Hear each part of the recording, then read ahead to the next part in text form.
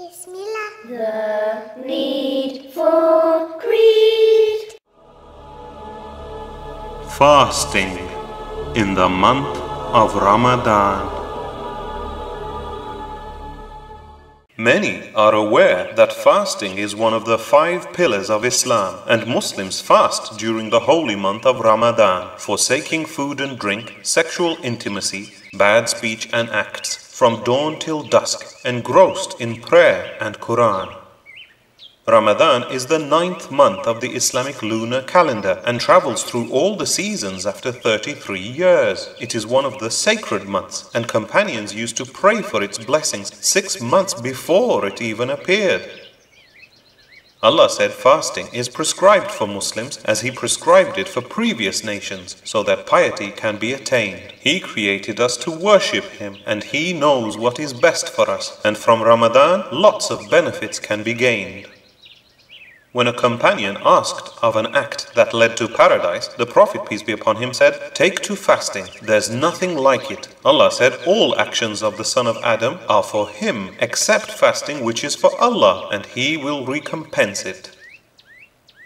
Fasting is a means of becoming more pious or muttaqoon, enjoying what Allah loves and avoiding detestable haram. It is a wake-up call among 12 oblivious months, where Allah helps us to get our priorities back on track in Islam. When Ramadan begins, the gates of heaven are opened, the gates of hell are closed, and devils chained and fettered. So it's the perfect time to develop God consciousness or taqwa and realign our lifestyles so they can be bettered. For if major devils are locked up and their influence upon us lessened, sins in Ramadan reflect our own evil inherent. Allah has no need of us giving up food and drink in hunger, so we must avoid bad deeds and speech as a deterrent. Allah has enjoined fasting on all accountable able Muslims, with exceptions for the elderly, travelers and the infirm. Also exempt are women on menses, pregnant and nursing mothers, for Allah does not wish hardship, but ease affirms. The fast begins with suhoor or pre-dawn meal, which is blessed by angels making dua for the person who partakes, and it ends at dusk with iftar by fresh or dry dates or a sip of water, and also a special invocation does one make, saying, "Dahaba al-damma'u wabtalatil uruk wa thabbatil ajru insha'Allah," which means the thirst has vanished, the veins are moistened, and the reward is certain if Allah wills, said with great relief after being famished. As a deed done for Allah's sake, none equals fasting, and the dua or supplication of the fasting one is not declined, and amazingly, the fast will intercede for believers on the last day, for giving up food and desires they had in mind.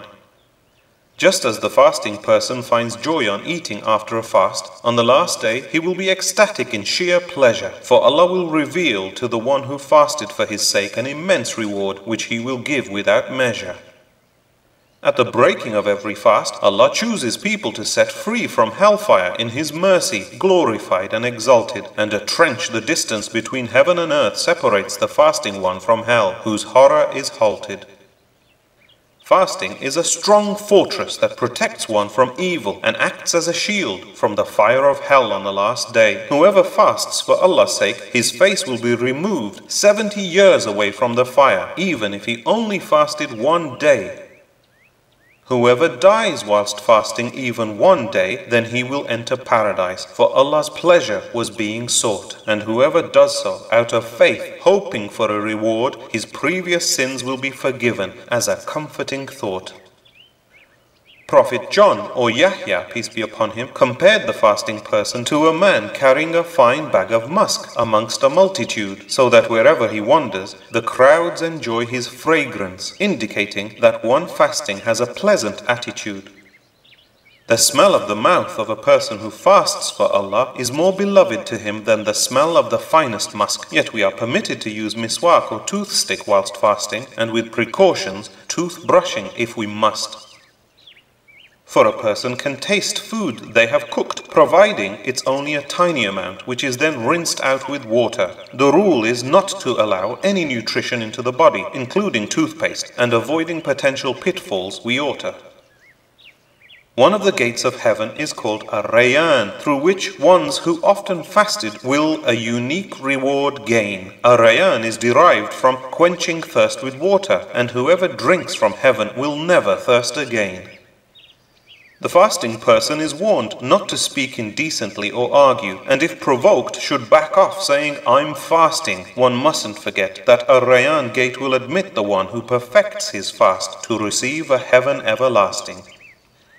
Sometimes Ramadan is called the month of the Quran, for it was revealed during it, and many read it all complete. Along with extra night prayers and charity, Ramadan is a month in which for righteousness do Muslims compete. Once the Prophet, peace be upon him, responded to Angel Gabriel's invocation saying Ameen as he climbed the mimbar steps higher. One was, whoever reaches Ramadan and enters hell without his sins forgiven, may Allah distance him from the fire. Fasting enables us to appreciate the pleasures of life we take for granted, which aren't missed until they're gone. This helps us to focus on Allah's providence and thank Him for even a sip of water, for without Him we'd have none. In Ramadan, we think about all those who go hungry and reflect upon our wasteful lives, where some diet in vanity. When our hunger and thirst hurts, we empathize with the poor, give them charity, and show compassion to humanity.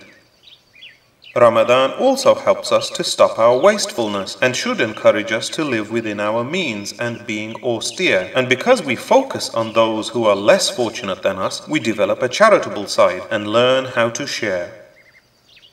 Fasting is a great way to dampen desires. In fact, the Prophet, peace be upon him, recommended youngsters unable to marry to fast, for hunger constricts blood flow, and as Satan flows in the veins, his route is restricted and his influence bypassed. If a person can rein in excesses during Ramadan and stop not only forbidden things but also the halal he subdues, then there is a great incentive to carry on avoiding haram things outside of Ramadan and a pious lifestyle choose. The fasting person trains himself in Ramadan with an intense feeling that Allah is watching him, being acutely aware. So for example, even though no one is around, he will not eat anything and will never cheat Allah. He wouldn't dare.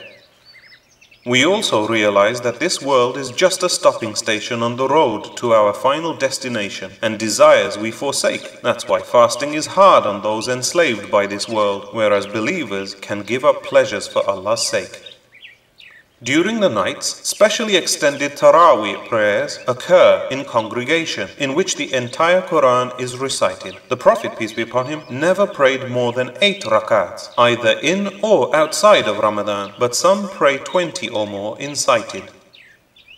Ramadan also contains the spectacular Laylatul Qadr, or the Night of Decree, as one of its final odd last 10 nights. Worship during it is equal to 1,000 months or 83 years worth, and one who does so, his sins are forgiven outright. Laylatul Qadr is a night of generosity and happiness, neither too hot nor cold, after which the sun rises without rays. More angels descend on that night than there are pebbles in our world, in peace until Fajr's dawn and the new day. Following Ramadan is the festival of Eid al-Fitr, where Muslims wear new clothes and attend a musalla to pray. They give Zakat al-Fitr charity a few days before Eid as expiation for sins like backbiting during Ramadan's days. Zakat al-Fitr, according to the Sunnah, is 2 handfuls of any staple food eaten locally given to the needy and poor. This includes cereal grain, rice, dates, even raisins or cheese. To collect money for it on Eid day opens bid'ah's door. This is so the poor aren't forgotten and can enjoy Eid too, for all attend Eid prayer. Even women on menses sit near. Of course, they are exempt from praying, but the point is that Eid is a unifying celebration that we all hold dear. As a final point, the Prophet, peace be upon him, warned against delaying the breaking of the fast until the stars come out, as Shia do. Likewise, he would delay eating suhoor until a gap of 50 recited verses separated Fajr. It's the proper thing to do. After Eid, if one fasts a further 6 days in Shawwal, it will be like fasting for a year, for each day by 10 is multiplied. That means 36 days multiplied by 10 is equal to 360 days in waiting. We welcome Ramadan with hearts open wide.